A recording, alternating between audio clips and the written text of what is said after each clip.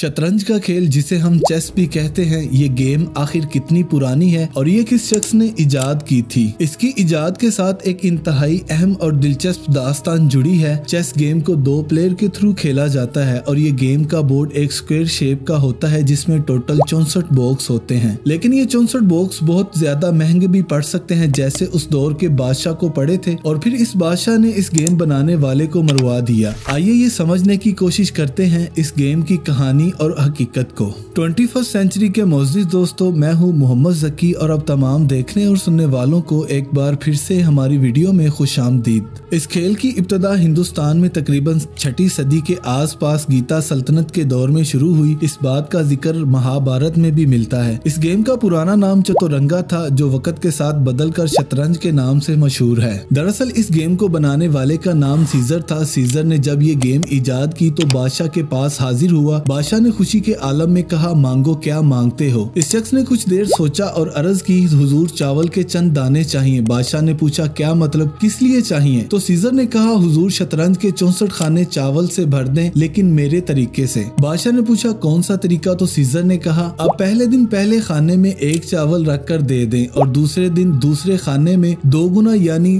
2 दाने रख कर दे दें और तीसरे दिन तीसरे खाने में दूसरे की निस्बत 2 गुना यानी 4 दाने चावल डालकर दे दें और इसी तरह चावल की तादाद को हर खाने में पिछले खाने की निस्बत 2 गुना करते जाएं, यहाँ तक के 64 खाने पूरे हो जाएं। बादशाह ने इस बात पर कहका लगाया और सीजर की बात मान ली और यहाँ से वो गेम शुरू हुई जिससे आज के दौर में माइक्रोसॉफ्ट जैसी कंपनी ने जन्म लिया। ये सुनने में एक आसान काम लगता है, लेकिन ये दुनिया का मुश्किल तरीन काम है जो आज कई साल गुजरने के बावजूद शतरंज के 64 खानों को चावल से भरना मुमकिन नहीं बन सका। बादशाह ने पहले दिन शतरंज के पहले खाने में चावल का 1 दाना रखा और सीजर लेकर चला गया। दूसरे दिन दूसरे खाने में 2 चावल के दाने रखे, तीसरे दिन 4 दाने रख दिए, चौथे दिन चावल की तादाद 8 होगी, 5वें दिन 16, 6ठे दिन 32 और 7वें दिन 64, 8वें दिन 128 होगी। यूं शतरंज की पहली लाइन मुकम्मल हो गई। 9वें दिन इनकी तादाद 256 होगी, 10वें दिन 512 होगी, 11वें दिन 1024 और 12वें दिन ये तादाद बढ़कर 2048 हो गई। 13वें दिन चावल की तादाद 4096 होगी और चौथे दिन ये तादाद 8192 होगी। अब बादशाह को थोड़ा अंदाजा होने लगा कि वो मुश्किल में फंस चुका है, क्योंकि वो खुद और इसके वजीर मशीर सारा दिन बैठकर चावल के दाने गिनते रहते। शतरंज की तीसरी लाइन के आखिरी खाने तक पहुंचकर चावल की तादाद 80 लाख तक पहुंच गई और बादशाह को चावल गिनने, मैदान तक लाने और सीजर को ये चावल उठाने के लिए दर्जनों लोगों की जरूरत पड़ गई। जब शतरंज की 5वीं लाइन शुरू हुई तो पूरे मुल्क के चावल खत्म हो गए। बादशाह हैरान रह गया और इसने उस दौर के रियाजी दान बुलवाए और इनसे पूछा कि 64 खानों तक कितने चावल दरकार होंगे और इनको गिनने में कितना वक्त लगेगा। लेकिन रियाजी दान कई दिन बैठे रहे, वो वक्त और चावल की तादाद का अंदाजा नहीं लगा सके। ये अंदाजा बिल गेट्स ने लगाया था।